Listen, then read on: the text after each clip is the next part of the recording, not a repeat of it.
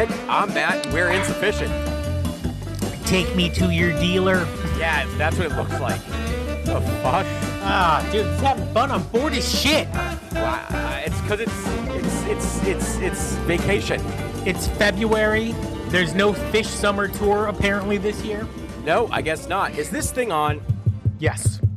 Yeah, we didn't do that. You just went right in. Dude, that's my MO. I know. You never scope it out. You guys, did your band like put any of the music up they played over the weekend? Yeah, it's on Instagram. Like whole songs? No. Just some clips. Let me tell you something. We have to get into the point of like I was just thinking about this. We have to get most of our, like, anytime we play, we should record the whole thing. Yeah. Okay. We need yeah, to do you that. should. Yeah, I know. I will say, not just because we co-host a podcast together, I was pleasantly surprised at how good it was seeing you guys live. And I would 100% recommend to every person that likes live music to check you out. So, thanks, man. Yeah, no, seriously. A lot of hard work. If Fishman had shown up, which, you know, I did send him an invite. Oh, okay, good. I don't think he would have laughed you off the stage. Yeah, he would have been like, bitch. Be like, fuck you. Nice fill, dick. Yeah, just be like, dude, how are these ghost notes for you? Huh? I can still do them. Let me tell you something. He was ghost noting all over the jam crews. He did a great job. A great job with them. Are you nervous about this? About no summer tour announced? No, about why is Fishman so good with other bands and yet had a hard 2026 so far? I think it's because he had a hard 2026 with the band that he agreed to do some of this stuff. He's like, shit, man, I need to keep playing out. I need to keep my chops up. Basically every other member of the band is doing it and I'm not doing it. And it shows. I think he noticed it. I think he noticed, you know when you're like, you're on and when you're not. And if you're having consistent time of like you're not on, like, dude, it eats you up as a musician. It really does. I mean, so he notices it. I don't know, dude. I have a glaring admission. What is it called? Are we doing collars up, dude? For this show? Ever since dude, you got like a real Dave Matthews kind of thing happening with that collar. Was that a quarter zip? Yeah, it's a quarter zip. Instead of a quarter zone, it's a quarter zip. It's quarter. Okay, so as I was driving up to go see your show, obviously I had on Phish radio because sometimes I want to pick I listened to Phish when I was going up too, man, because I wanted to get jazzed and ready. Well, but sometimes I want to pick the Phish. Sometimes I just want to listen to Phish, and so this was one of those times where I was like, whatever it plays, it plays. Ends up playing a jam from what I thought it was a Mike song from 5/29/94. Okay. But I didn't have my glasses on, so I looked at it and I thought it was from 5/29/24. Right? So I'm you must have been like, yo, what the fuck? Yeah. So I'm looking at him like, Matt and I never talked about a May show. And so then I was like, what's going on? So I listened to it, right? And as I was listening, in my mindset, I was purposefully checking out Fishman. And I was like, this motherfucker is rolling all over the place. Yeah. And I was accusing him of doing everything he just did in Mexico. But he was doing it back in 94. So there's a possibility that maybe I'm being a little critical with our buddy. It's different because the way he did it back then was he would hold down the beat and then like a solid pocket. And then as the band started jamming and going through and like building up the jam, that's when you'd hear those fills going in, when it made sense. Now he's just filling all over the place. Like he's just like he's instead of holding down the groove, he's just like all over the kit. It's just like, dude, just fucking play the beat. You know what? So maybe what you're saying is right. So he'd get in the pocket, as you say, and then the band would switch up. So instead of just jumping to something new, he'd roll over until he had a better idea of where they were, and then he would get back into a new pocket. Yeah, and then if you notice, like even what I was doing is like it's different because I'm dealing with a 3-piece, so I'm having to fill up more sound. Yeah. So I'm using the toms sort of like how Fishman would be using the toms today to fill some of that sound. Okay. Fishman doesn't need to do that because he's got everybody else to back him up. I mean, he's got a whole keys player that can play all sorts of soundscapes and whatever. He can play the most basic beat and be all set. But yeah, it's very different now because he's filling. It's like instead of what will usually happen with drummers is you'll put in a fill every 4, 8, 16 measures, right? Okay. Right? Whenever that happens. Fishman is putting them in like every measure. And it's like, it's just over the top. It's over the top when I just need you to keep a beat. I just need you to stay in the pocket. It's not that he's not out of time or anything like that. He's not. It's just like it's just all over the place. It's just like ADD brain. Yeah, I don't know. So sometimes it works. I think he does it too because he's not playing as much.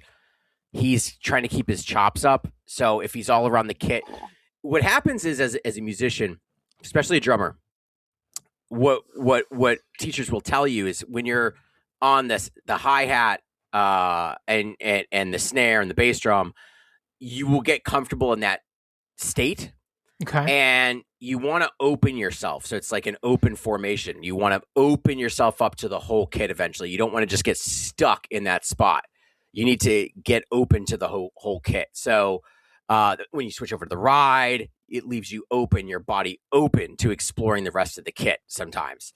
So I don't know, maybe that's what he's trying to do. He's just trying to keep himself open so he's got more ability there. I don't know.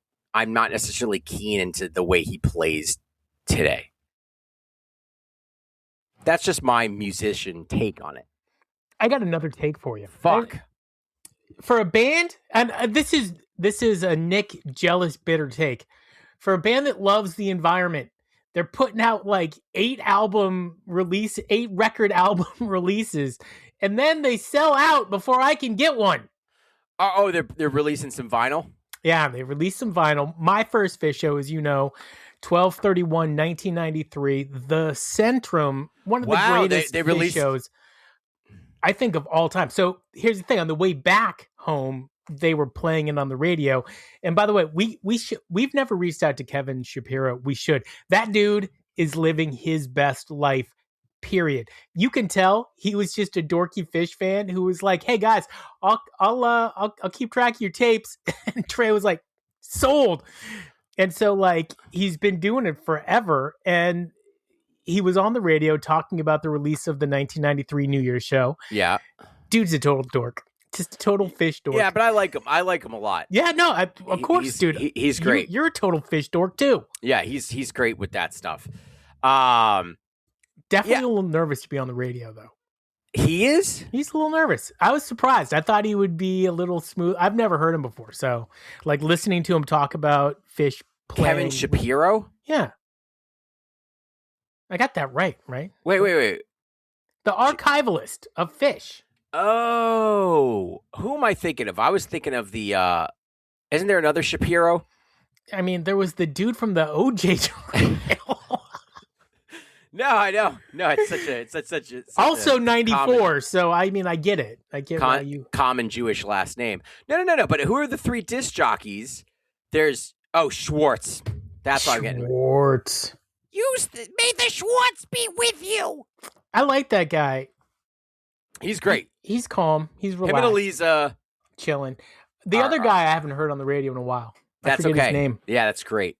That's great. The guy who didn't know that Gayudi was a friendly pig. Yeah, what the fuck, dude?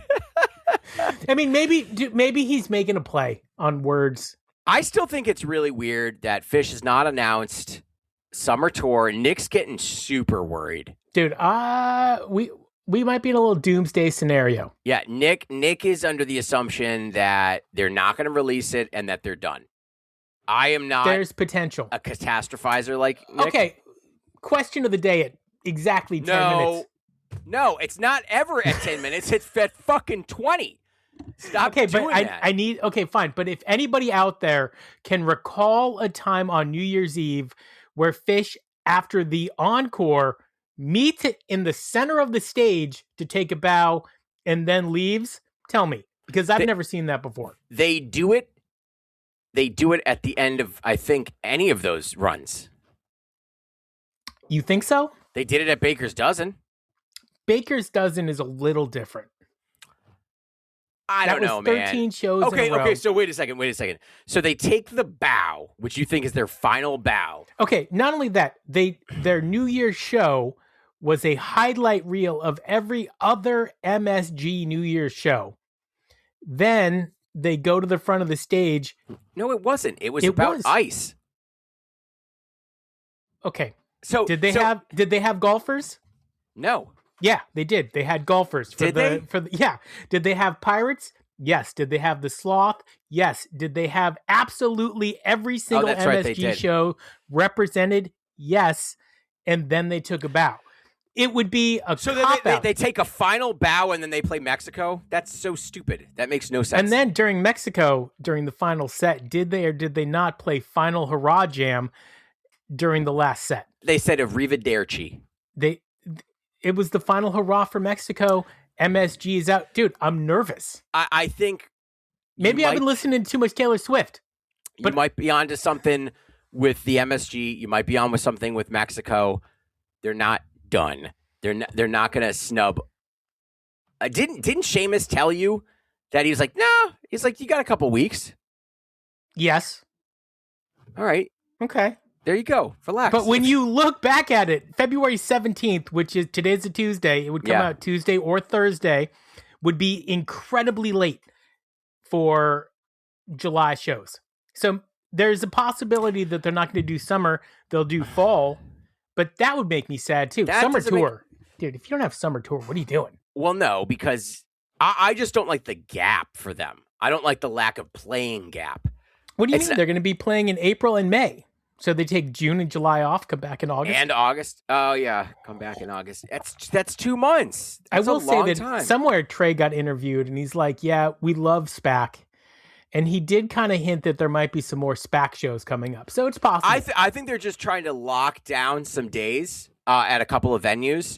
And they're waiting to release till most of it's locked down. They're a top 15 touring band of all time. They should have cream of the crop everywhere they go. They go, hey, we want to play here, then, and everybody should bow down and say, yes, sir. Maybe that's not how it works. Maybe it's not. How does it work? However, like, if I was the promoter at any of these places, I'd be like, well, shit, they bring in the crowds, man. Like, I'm going to have 30 seconds to Mars and it's going to fill shit. Oh, my God. Right? Like, yeah. You know that Phish is bringing the crowd, so you're going to get sales. But if you own the facility, Phish is selling booze. They're selling food. Like, merch is rolling. There's going to be a parking lot scene. It's a happening. It's got to be a good money turner. It's a scene, man. Yeah. Somebody was saying Bruce Springsteen's coming out, though, this summer. Yikes. And, well, dude, first of all, love Bruce Springsteen. If you've never seen him live, it's absolutely amazing show. But there is a little bit of hope because that tour hasn't been announced yet officially either. Just relax. So I'm relaxing, but it's hard to relax. No, you're a catastrophizer. I drink a lot of Diet Coke. Apparently, I'm a contrarian. According to who? My bassist. Matt, you're a bit of a contrarian. Hey, I'll take it. I like it. I don't want to be in the mainstream slip. Well, dude, if everybody thinks the same way, you end up getting screwed and you miss out on really cool stuff like Chris Cooter, who I think was thinking the same way as everybody all the time, which was our lights need to always be 100% symmetrical, until some jackass was like, why are their lights always symmetrical?